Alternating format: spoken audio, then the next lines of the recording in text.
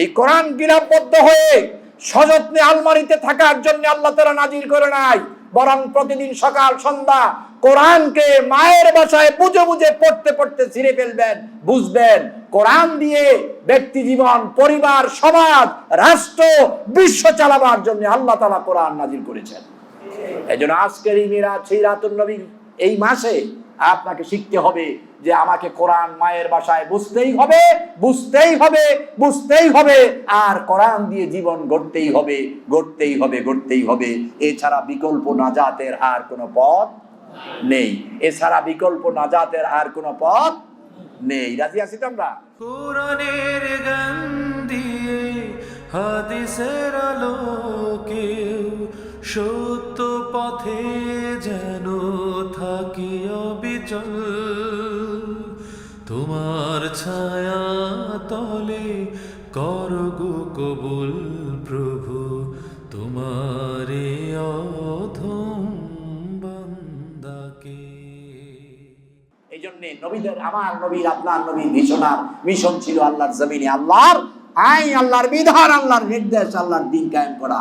তাহলে আমার নবীকে যদি আপনি মানেন, আমার নবীকে যদি আপনি মহব্বত করেন, আপনি যদি আশিকে রাসূল হতে চান, আপনি যদি নবীর উম্মত হতে চান, নবীর শাফায়াত পেতে চান, তাহলে আপনার জীবনের প্রধান মিশন হবে আল্লাহর জমিনে প্রথম নিজের জীবনে ইকামতে দ্বীন, আল্লাহর দ্বীন কায়েম করা, এরপরে সমাজ, রাষ্ট্র, ব্যক্তি, পরিবার, সব জায়গায় আল্লাহর দ্বীন কায়েমের জন্য কাজ করা।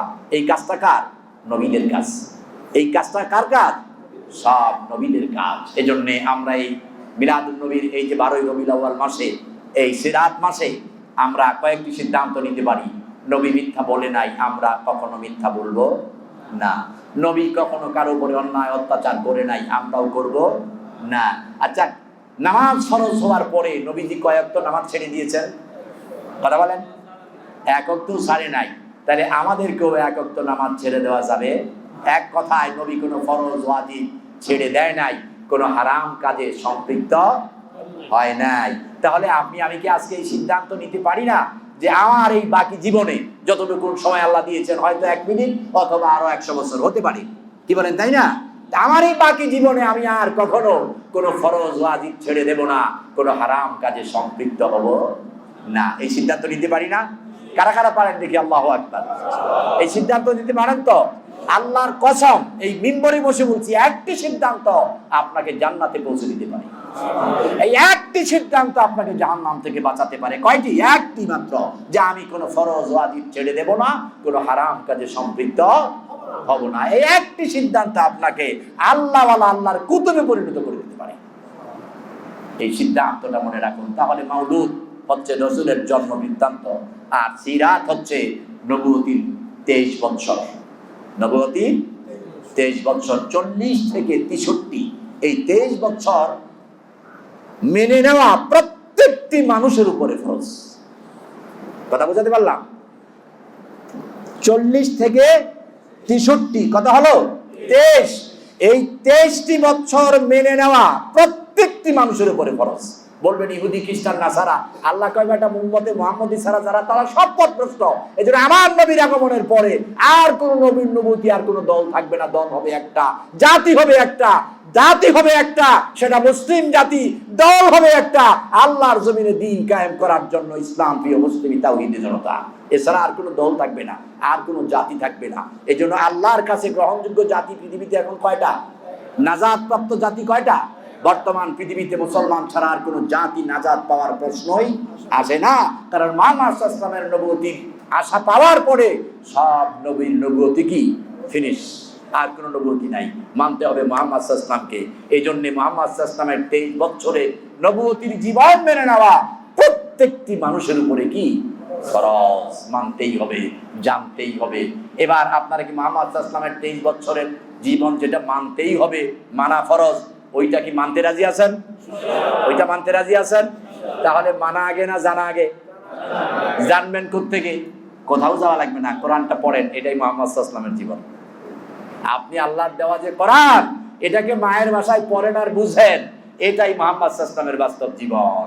একদল যুবক আসলেন আম্মা জান আয়েশা সিদ্দিকা রাদিয়াল্লাহু তাআলা আনহার কাছে, এসে বললেন, আম্মা জান, আমরা মুহাম্মদ সাল্লাল্লাহু আলাইহি ওয়াসাল্লামের জীবন থেকে জানার জন্য দূর থেকে এসেছি।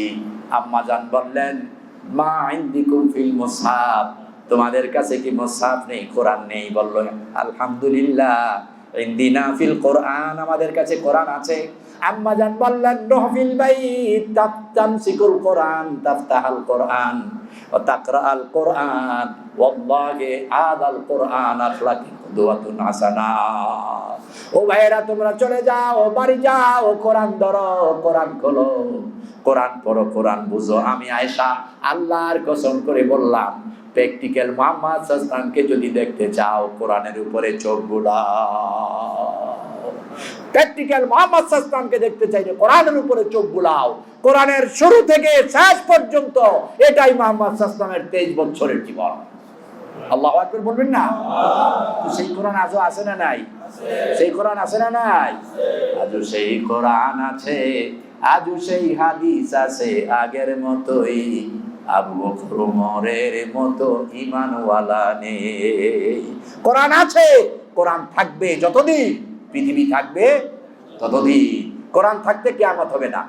এই কোরআন থাকতে কিয়ামত হবে না, কারণ কিয়ামতের আগে আল্লাহ তাআলা কোরআনের হরফগুলো, লেখাগুলো উঠায় নেবেন। আল্লাহু আকবার। তাহলে এই কোরআন আছে না নাই? যেমনটা নাজিল হয়েছে এমন না, কিছু পরিবর্তন হয়েছে? পরিবর্তন হয় নাই, কিয়ামত পর্যন্ত হবেও না। সংরক্ষণের দায়িত্ব নিয়েছে কে?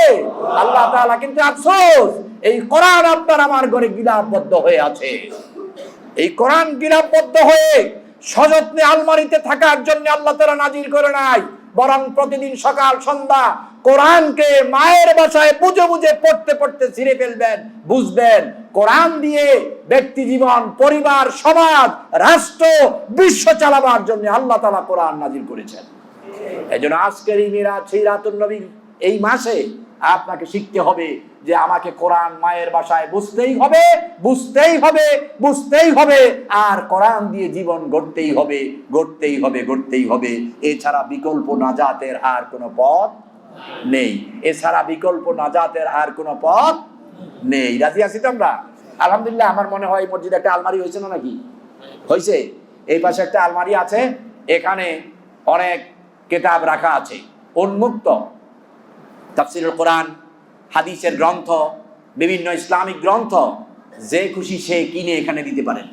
আমি চাই কিছু ভাইকে এই মসজিদ থেকে আমি আজকে উদাত্ত আহ্বান করছি, আপনার কষ্টোপার্জিত টাকা দিয়ে, এটা একটা উত্তম ব্যয়, একটা উত্তম ইনভেস্টমেন্ট, পুঁজি খাটানো আল্লাহর নৈকট্য লাভের জন্য উত্তম ইনভেস্টমেন্ট। এটা আপনি আপনার কষ্টোপার্জিত টাকা দিয়ে এক সিট তাফসীরুল কোরআন, এক সিট বুখারীর বাংলা অর্থ, এক সিট মুসলিম শরীফ, এক সিট আপনার শামাইলে তিরমিজি, এক সিট পারিবারিক জীবন, এরপরে আপনার হতে পারে সেটা হাসান ফিকা, এরপরে হতে পারে আপনার অন্য চয়েসের ইসলামিক বই যেটা দলিলযোগ্য, গ্রহণযোগ্য, এমন কিছু গ্রন্থ কিনে আপনি এখানে দিয়ে দেবেন।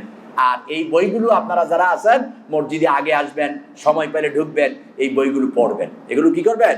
পড়বেন। আর আজকে কমপক্ষে একটা সিদ্ধান্ত নেন যে আমি যত কষ্টই থাকি না কেন, যত গরিব হই না কেন, আমি এক সিট বাংলা তাফসীরুল কোরআন কিনবো আমার ঘরে রাখার জন্য। এবং এই তাফসীরটা সকাল সন্ধ্যা রাতে যখনই সময় পাই অথবা নিয়মিত রুটিন করে নেব যে এই বাংলা কোরআন অর্থটা অর্থসহ বুঝে বুঝে একটি করে আয়াত হলেও প্রতিদিন পড়ব, এবং সেটা পরিবারের সাথে পরামর্শ করে মেনে নেব। কথা বুঝতে পেরেছেন? এই জন্য আজকে এই সিদ্ধান্ত নেন যে কোরআন যেহেতু রাসূলুল্লাহর জীবন, এই মাউলুদুন নবী, সিরাতুন নবী, রবিউল আউয়াল মাসে আমরা সিদ্ধান্ত নিলাম এক সিট বাংলা তাফসীরুল কোরআন কিনবো, বাংলা অর্থসহ কোরআন কিনবো। এই কোরআনটাকে আমরা মেনে নেব। অনেকে চিন্তা করে কোরআন পড়ে কি আমরা বুঝবো? বাবা, একেবারে সহজ। কারণ আল্লাহর কসম, আল্লাহর কসম, আল্লাহর কসম, এই পৃথিবীর শুরু থেকে কিয়ামত পর্যন্ত কোন গ্রন্থ লিখক এমন কোন বই লিখতে পারবে না যেই বইটা বুঝার জন্য, মানার জন্য কোরআনের চাইতে সহজ। কারণ আল্লাহ বললেন কোরআনকে আমি সহজ করে দিয়েছি। এই জন্য কোরআন হচ্ছে সবচেয়ে সহজ গ্রন্থ, কোরআন হচ্ছে সবচেয়ে সহজে বুঝার গ্রন্থ। কোরআন হচ্ছে এমন একটি গ্রন্থ যেই গ্রন্থটা আপনি আশ্চর্য হবেন। আপনার ওই যে আমরা শুনেছি, দেখি নাই, সত্য মিথ্যা জানি না, আপনারা হয়তো শুনছেন, পরশ পাথরের লগে লোহা লাগলেও নাকি ওইটা কি হয়ে যায়? সোনা হয়ে যায়। শুনেছেন না এমন কথা? আমি সোনা থেকে বলছি, এটা কিতাবের কথা না, যে পরশ পাথরে সংস্পর্শে লোহা কি হয়? শোনা হয়, এটা শুনছি, দেখি নাই, মিথ্যা হতে পারে, সত্য না। কিন্তু কোরআনের স্পর্শে পাথরও সোনার চেয়ে দামি হয়, এটা দেখেছি। এটা কি দেখেছি? আপনার ঘরের ওই যে কাঠ দিয়ে কাজ করা বেঁচে যাওয়া কাঠের টুকরা যেটা ফেলে দেবেন, ওইটা বাচ্চায় বলতেছে, আব্বা এই তো কাঠটা একটু বড় আছে, মিস্ত্রিরে বলেন আমার একটা কোরআনের রেল বানাই দিতে। বানায় না? এখন ফেলে দেওয়া কাঠের টুকরা দিয়ে কোরআনের রেল বানালেন।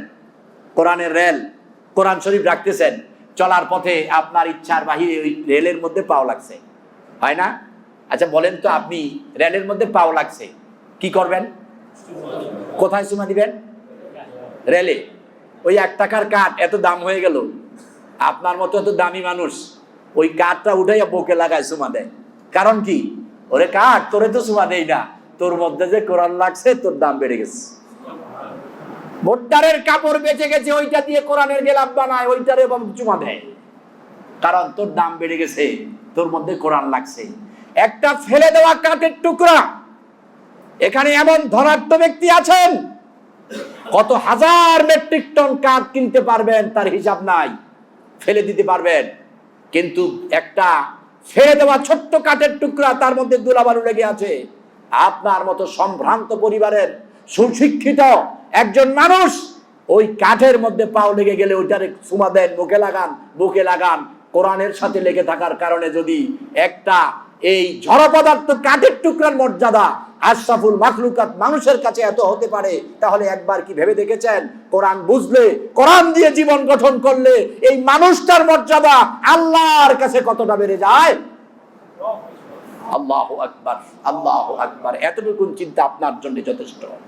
একটা কাঠের টুকরার মর্যাদা যদি কোরআনের সাথে সাহিবুল কোরআন আল খাশাব, খাদিমুল কোরআন আল খাশাব, এই কাঠের টুকরাটা, খাশাব মানে কাঠ, এই কাঠটা সাহিবুল কোরআন, কোরআনের সাথী, কোরআনের খাদেম, এই জন্য মানুষের কাছে তার মর্যাদা এত। তাহলে ওই মানুষটা যদি কোরআন মানে, কোরআন দিয়ে জীবন চালায়, তাহলে আল্লাহর সমস্ত সৃষ্টির কাছে ওই মানুষের মর্যাদা কত! সুবহানাল্লাহ। আল্লাহর কাছে ওই মানুষের মর্যাদা কত! এই জন্য একটা মানুষ যদি তার মূল্য বাড়াতে চায়, দাম বাড়াতে চায়, ইজ্জত বাড়াতে চায়, সম্মান বাড়াতে চায়, দুনিয়ার সুন্দর জীবন আর পরকালের নাজাত চায়, আল্লাহর কসম কোরআন বুঝে, কোরআন দিয়ে জীবন চালানো ছাড়া আর কোনো উপায় নাই। কত দামি মানুষ আবার রাত্রে পলায় যায়, দেখছি না? আঙ্গুলের ইশারায় দেশ চলে, এক আঙ্গুলের ইশারায় দেশ কাঁপে, কাঁপে না? ওরে মারামা, এক ইশারায় কত লোকের ফাঁসি, কত লোকের আপনার জেল, কত লোকের ক্রস ফায়ার। উনি যা বলে তাই, হামরা তা সব মুরগি। এখন মুরগি সব এমন লাভ দিছে, রাতারে একদম দেশ পার করে দিচ্ছে। এক রাতের বিনিময়ে বিশ্ব লিডার, তাম পৃথিবীকে, আমি কারো বদনাম করছি না, বুঝার জন্য কথা বলছি, পৃথিবীতে রেকর্ড। এই পৃথিবীতে আমার জীবনে আমি যত গ্রন্থ পড়েছি, কত গ্রন্থে পাই নাই যে গণতন্ত্রের কোন দেশে একটানা 20 বছর একজনই প্রধানমন্ত্রী, তার ইশারায় দেশ চলছে। কিন্তু এক রাতের পরে পালিয়ে যেতে হয়েছে। এই ইজ্জত দিয়েছে যিনি, আবার বেইজ্জত করেছেন কি? তিনি কে? কিন্তু যদি কোরআন ভিত্তিক জীবন যাপন করেন, আপনি কত দাম পেতে চান? কত দাম পেয়েছেন? পৃথিবীর সবটার মালিকানা পেয়েছেন, আল্লাহকে বুঝেন নাই, রাসূলকে বুঝেন নাই, কোরআন দিয়ে জীবন চালান নাই। একটা কীট পতঙ্গের চাইতে আপনি খারাপ। এদেশের কত কুকুর এখনো এদেশে আছে, কিন্তু একটা মানুষের জায়গা এদেশে হয় নাই। তাহলে কুকুরটার যতটুকু মর্যাদা আমার কাছে, আপনার কাছে আছে, আমি তার চেয়ে কমে গেছে আমার চরিত্রের কারণে, ইসলাম না মানার কারণে।